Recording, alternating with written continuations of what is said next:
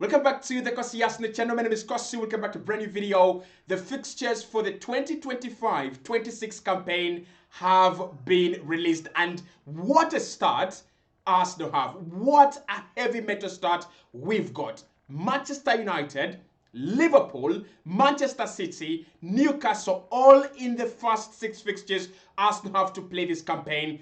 It is absolutely crazy. We're going to be talking about them. We're going to be giving you my thoughts on each game and what I think Arsenal could do. But what is very important there for me is when you look at the teams that we are actually going to play, Liverpool have already signed a right back and a left back and a number 10, and they've also extended the contract of Mohamed Salah and Virgil van Dijk. That means they know what their squad is going to be like, and they know what their starting 11 is probably going to be like if nothing happens in terms of injuries or new additions.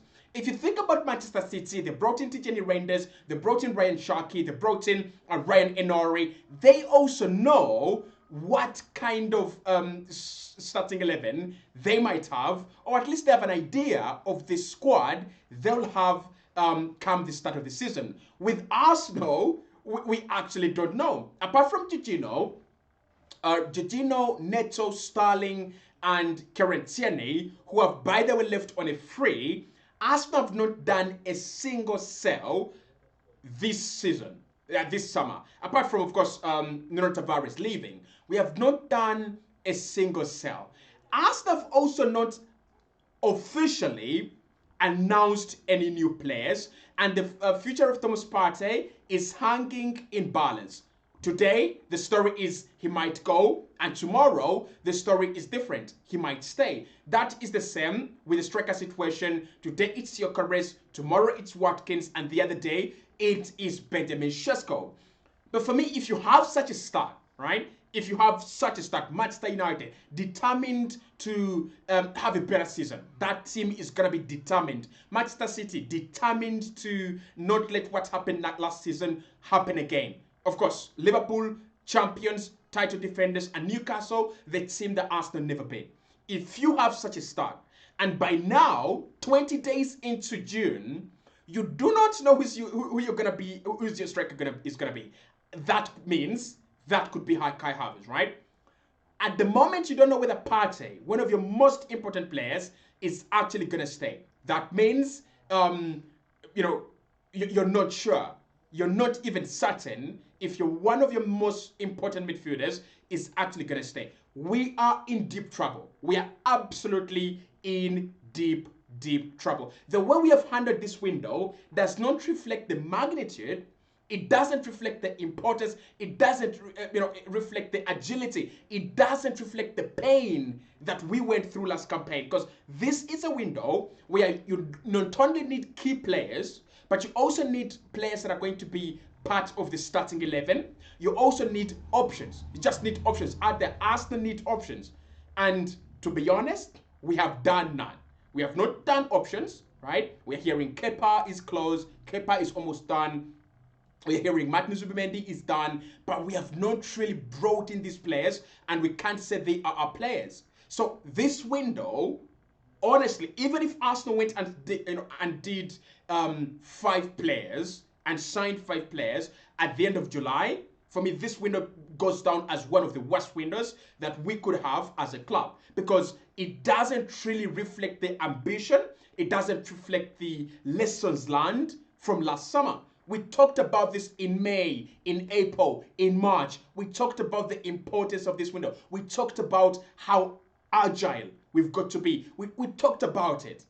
And in the end, Arsenal are just sitting there. Fixtures are out. Bad start. And we're like, what? Okay, what do? We're going to start panicking. And that is the worst part of this window. But let's talk about the fixtures. I'm excited, and the reason that's why I'm excited, obviously, is because football has been away for long. Maybe not that long, but the Premier League is our life. When there is no Premier League, it kind of feels like it's dead, right? I'm excited for the new season, but I'm also confused because this coming season, I don't know what to expect. I mean, what are you expecting as an Arsenal fan? Arsenal to win the league? I mean, maybe that should be the expectation, but I don't feel it. I just don't feel it. And maybe if Arsenal had signed Alexander Isak, maybe I would be on point. Maybe I would feel, the excitement. But I just don't feel it. I kind of feel like, yes, a new season is coming, and I'm excited, and I'm gonna see new jerseys, and I'm gonna see about 100 or 200 games. I'm excited for that. I'm really excited for that. But when you ask me, are you excited about this Arsenal side? Are you excited about Arsenal starting off the league with Manchester United and then Liverpool and then City and then Leeds? Are you excited about that? I am not. I am scared. I'm terrified.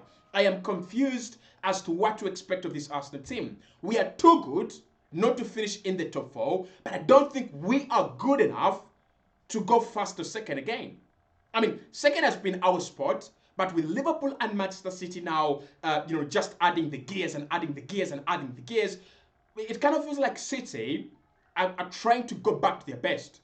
And Liverpool are also trying to go back to their best. So if Liverpool and City go back to their best, that leaves us as the third best team in the Premier League. And this start is not helping things, right? I mean, if you sign players a little bit late, and you're starting with Leeds, and then the next team is Sunderland, and then you have Bournemouth, and then you have Crystal Palace. Well, maybe, right? You can shift the gears and you can gain momentum through the opening fixtures. But actually, when you start off with Manchester United, take a break with Leeds, and go back to Liverpool, and then I think you take another break as well, and go to Manchester City, and then Newcastle. Bloody hell. You either prepared, right? You're either prepared for that, or you're doomed. And at the moment, I'm not going to lie to you, Arsenal are not prepared. So these are my honest predictions for the first 6 fixtures that Arsenal have to go through. And don't you dare think that I'm being negative. Don't you dare think that I'm being a little bit pessimistic, right? I'm not being pessimistic. I'm not being negative. This is the truth. Arsenal have got a lot of work to do, and these fixtures, they are scary. So the game that starts off the season is Manchester United on the 17th of August. That will be a Sunday, 4:30 p.m. Kickoff in the UK. That is 6:30 kickoff in East African Standard Time. When we went to Manchester United last season, they were having one of the worst campaigns United can ever recall in recent memory and far away memory. Like, they were having quite a campaign, honestly. They lost about 15 games in one season. They went about 10 games without a win. That was a campaign they would want to forget. And yet, Arsenal narrowly survived at the Old Trafford. What does that tell you? That whenever Arsenal play Manchester United, it doesn't matter. It really doesn't matter who is down, who is up. That is always going to be a very good fixture. That is going to be a meaningful fixture. It always means something, right? It always means something. And for Arsenal to come into that game, this could potentially be our starting 11. Raya, Timber and Lewis Kelly, and maybe Saliba and Gabriel at centre back if Gabriel is okay. And then in midfield, Zubimendi, Rice, and Odegaard. Partey could be gone. Jorginho is gone. Kvaratskhelia is gone. And up top, we could start with Kai Havertz, Martinelli, and Saka. Well done. That is a beautiful, well worked window. Because I can see a lot of improvement in this team. The truth is, there is none. So if that is your starting 11, you still have Kai Havertz up top, Mikel Merino obviously being the substitute. You still have Partey is gone, so I don't know if Rice and Zubimendi will be deputizing each other for the number 6, and then Mikel Merino deputizing for the number 8, together with Kai Havertz. That is not a team that wins the league. Because what I expected is a team that would compete for the league. I expected Arsenal to raise the bar, raise the levels this summer. We are not doing that yet, and I'm afraid time might be running out. So the Manchester United fixture with United bringing the likes of Brian Bremer, they're also doing a couple of deals as well. They've done the Mateus Cunha deal. United are gonna be different, guys. United are not losing any key players this summer. They're just getting better. They will upgrade on Rasmus Højlund. They will upgrade on Just Saxy. They will upgrade on Alejandro Garnacho, and they'll also upgrade on Marcus Rashford. And then in midfield, possibly Casemiro, they'll find a much better midfielder. So United will be in a much better place than Arsenal, and we travel there on opening day. We've got to wake up. Honestly, if Arsenal start this the lineup that I've just mentioned to you, Havertz in Havertz up top, and no changes, Martinelli on the left wing, I think we go and get a draw at the Old Trafford, and we celebrate that. And we are going to be like, oh, it's it's the beginning of the season. It's always hard fixtures, this and that and the other, right? That is number one. The next fixture is with Leeds. I expect Arsenal to beat Leeds in whatever condition. Whether you have 5 players on the pitch, we have 3 players on the pitch, I expect Arsenal to beat Leeds. With all due respect to Leeds, they're a good side, and I think they will have invested some good money in their side, but Arsenal should be able to beat Leeds. I don't care. Really, I really don't care, right? Then our next fixture after that is Liverpool. Okay. It's Liverpool, right? Now, United, Leeds, Liverpool. Liverpool, I want to believe that Liverpool have done the most interesting business this summer, but I always know that behind every Pep signing is a gargantuan reason, right? But Liverpool, oh my God, they've done such good business. Florian Wirtz. 3 days into the season, Arsenal will be testing the wrath of Florian Wirtz, Milos Kerkez, Jeremy Frimpong.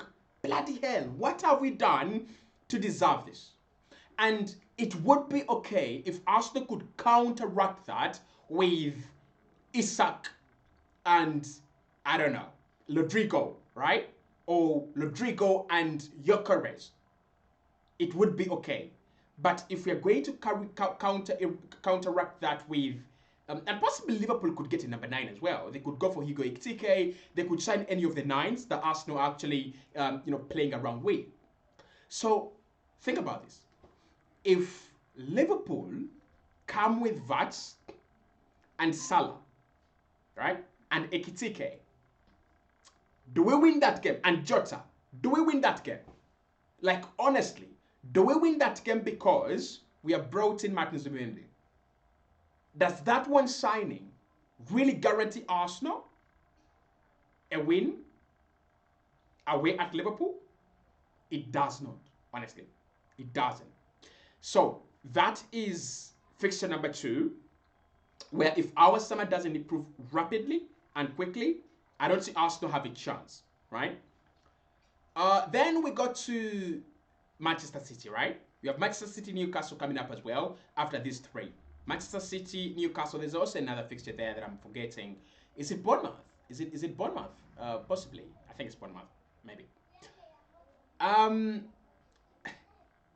Man City, Newcastle. Newcastle have not done a lot of business early. They've not done business yet, but they're looking at Joao Pedro and a couple of other players. With Newcastle, they've always been a thorn in our boots. Can we beat them without improving as a team? No. Man City will be a much better side. Can we beat them? They'll be at home. They'll be at the Emirates. We can't get a result. So we are talking about a scenario, guys. I'm not being negative here, but we are talking about a scenario where Arsenal could actually get about 8 points out of the possible 18 to begin with. Right? 8 points. just 8 points out of the possible 18. I don't think this is a joke anymore. If it's a joke and Arsenal just trying to prank us, well done, guys. The prank is not funny. Let's go and do deals. The window is open. The fixtures are out. And we're just 1 month, okay, 2 months away from the new Premier League season. That's enough time. Like I said, I am not giving any excuses. I'm not doing any excuses for the Arsenal board. Mikel Arteta said the people higher up should actually get deals done. And expect to see that